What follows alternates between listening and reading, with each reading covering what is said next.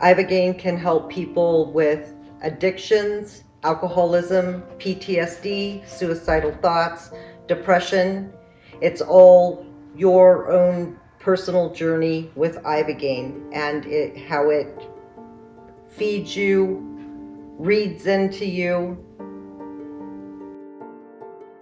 Well, I think that, there's a whole sense of what people need. And I'm not an expert on this. I've learned mostly by experience with sending people to get help. And I found that one of the easier ones to treat is methamphetamines and cocaine. Methamphetamine. It's easier because it's not such a physical addiction. It's more of a high-low.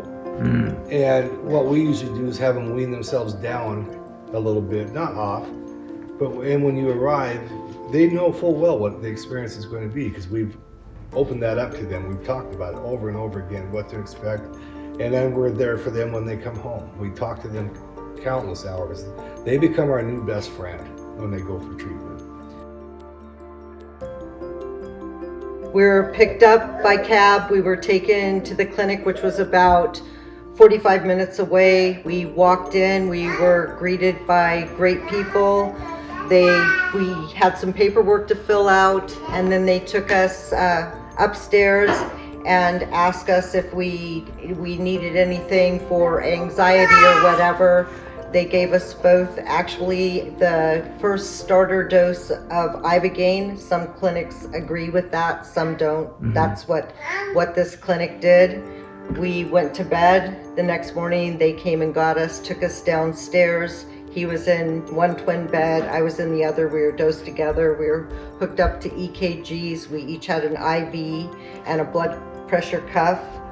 They came in and started doing what's called flood dosing. We were given a series of pills. They came back like 45 minutes later, checked on us, did another series of pills, checked on us again, did another series. You kind of start going into, you almost feel like a slight surging in your body. You kind of go into, I don't like using the word hallucinations. I think more it's reflective of what you need to face or deal with. For me, it was like somebody, as I got into my journey, was like somebody sat down on the right-hand side of me with a huge photo album. And it was just pictures of my life.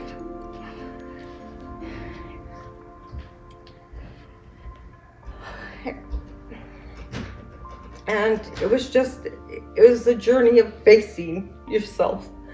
And it was a journey of learning how to let things go. It was learning how to be kind. It was learning how to be gentle. And it was learning how to kindly forgive people who harmed you and how to forgive yourself. And for me, it was life-changing. And for him, it was different. My experience was much different. I knew she was having trauma and drama and having the full Ibogaine experience right next to me while I'm waiting for it to get done because nothing was happening that I thought. When it was over, it took about 6 hours, and we went up to our room and went to bed. And I remember being asleep and waking up at 1 or 2 in the morning, and I had this overwhelming emotional feeling that I was clean. I no longer was addicted to prescription pain pills, and it felt like I had waves crashing back and forth in my head of clarity and sparkles, and it was like my brain was being washed anew. And I just knew that it was different. And I could remember also during that time feeling overwhelmingly spiritual. And I had reconnected with the Lord, who I felt like I had no choice but to turn away from because I knew I was living wrong. I had become addicted to prescription pain pills, and I felt like now I have a chance to overcome this. And so in the morning, well, this was at 2 in the morning, we talked a little bit that night. And in the morning I woke up and I was drained. I was emotionally and spiritually drained and physically drained. But I had no cravings and I wasn't in any kind of withdrawal, which is the thing I fear the most because I've experienced it on a daily basis. And we got up and how did you feel at that time? Because I can't remember how you actually felt compared to me.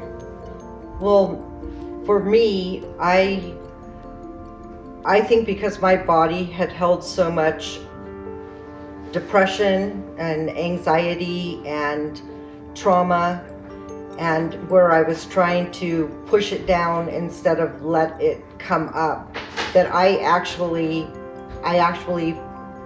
my body purged it out, and I was vomiting, but each time I would vomit, I would actually feel like spiritually anew, as the word he used. It was like the crap just was coming out of me, and it was definitely an experience. It was definitely hard on my body, but I would take it again tomorrow. We got up and we were tired. We ate a little bit and we had made friends with a person who was living at the clinic who is now working there that had been treated for heroin addiction, IV heroin, just the previous month. And he took us and another patient, he took us to the ocean. And I was pretty amazed with that we walked, it was probably a mile walk, and went there and we spent an hour, we went swimming, we played around the water and came back. And I was talking to him the entire way about what did Ibogaine just do, and I learned that during a prescription addiction, your receptors become coated and misshapen. And that's the reason why when you don't have the prescription pain pill in your system, the opiates, that's why they start screaming for it. And they let you know, they basically are shaking the cage, wanting more. And they make your life miserable until they get what they want. And what Ibogaine does, and I didn't realize this, is it very quickly changes your receptors and it resets them back to how they were before the drug was introduced. And kicks it off your system. It changes everything, and it's a very fast thing that happens. And so and I think that's why the difficulty afterwards with maybe diarrhea, throwing up, is because your body just had a huge transformation from this to something new and clean. And I think I would like to interject something there. So also for me, I was taking pain pills 3 times a day, hydrocodone for migraine headaches. And I ended up being able to quit that. But I also realized after sitting back and thinking about my whole journey with taking pain pills, I realized they also became the perfect antidepressant for me. One thing that happened in the next morning after treatment, and we woke up, is I needed to talk to people in my life who had hidden this stuff from. And I remember calling my kids first, my sons, and telling them, and knowing they didn't know. Cancun is a safe place for Americans to fly to, which is primarily who we're dealing with. They're flying into a safe airport, they're picked up by staff, taken to the clinic. There's a medical facility close by should a problem arise. There's a hospital there, and it's totally safe. Start to finish, from the time that I was taken down to start my flood dose, from the time that the IV was put in, the EKG monitor was put in, I never once was afraid, scared of anything. I felt like I was in really good hands, right down to with the IV, you have to get up a lot in the beginning until you start.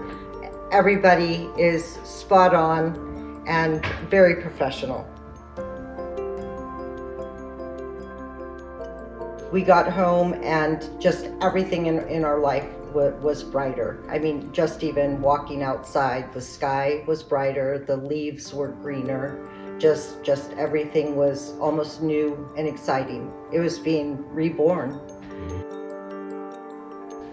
I think the biggest fear I had was going back and just my life was all going to be new. And how was I going to be able to do work? Was I going to be able to do everything that I had learned how to do while on prescription pain pills? I had learned how to function that way. And when we got home, we went on a frenzy of catching up on our home. And we painted miles of fence, both sides. Her and I by hand, and we cleaned up our yard. We fixed things in our house that we had neglected.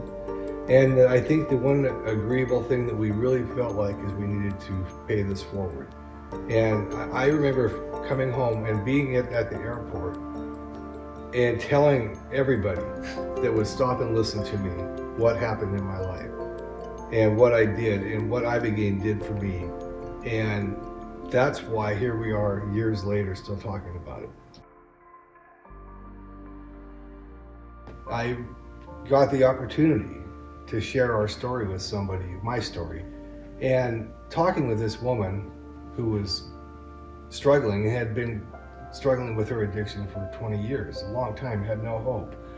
And I remember telling her my story about my addiction, but how I was set free from that addiction. And I think what it really was is that our story was different. I wasn't a junkie, I wasn't a street addict, I was a person who struggled with a doctor prescribed addiction that I was not worried about.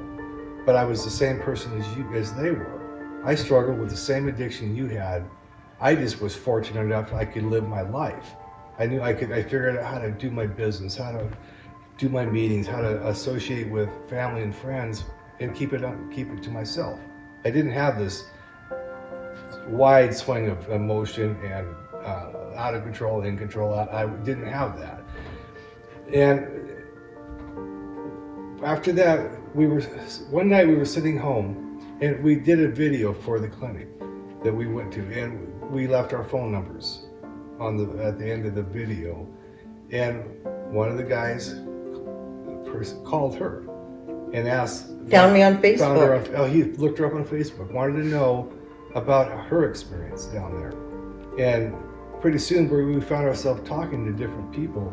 Calling just the number. The thing I learned very quickly, because I'm not a trained addiction counselor.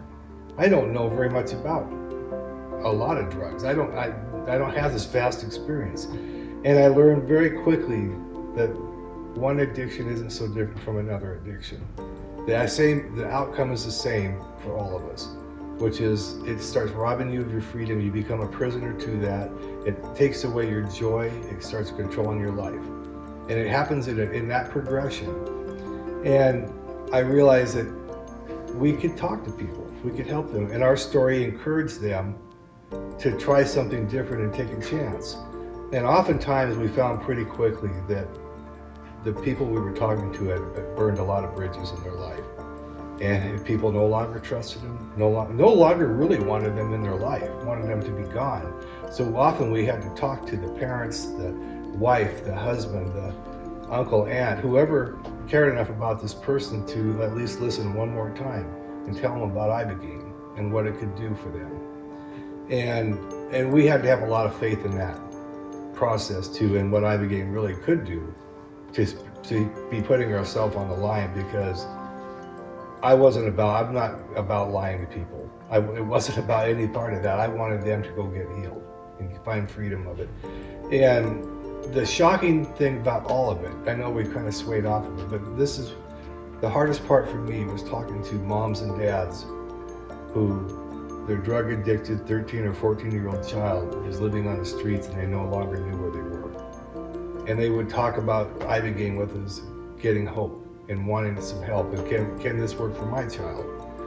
And all we could do is wait for the opportunity to talk to the child, because they had to want to go. They had to want to be there, be in the process, go through it. And it was particularly encouraging to them when I would tell them that you only have to be there 7 days to 2 weeks. You don't go home and you're not, in the future, you're not switching your addiction to, now you have to take Ibogaine every day several times. Now you go down there, you get rid of this, you have your Ibogaine treatment, it's a flood dose and a few boosters afterwards, and you go home. And that's the end of it. And you have to readjust your life. You have to no longer hang out with those same people. We were to the point where we even had to tell our doctor. We made an appointment and went and told our doctor, do not prescribe to us anymore. You know, and I know now she still to this day remembers us. And when she sees us, when we just go to for a regular doctor's appointment, she waves at us, asks how we're doing. You know, and I find that they got more hope from that than we would ever thought. So now here we are.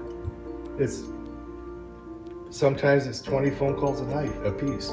Sometimes on a Saturday, we can't have enough seconds in our day to answer all the phone calls. For example, if there's a TV show on about CSI about Ibogaine, we had no clue what that meant. I didn't even know it was on TV, and all of a sudden we're like this. I'm pointing at her, she's pointing at me, the phones are going off, and we're just telling people our story all day long.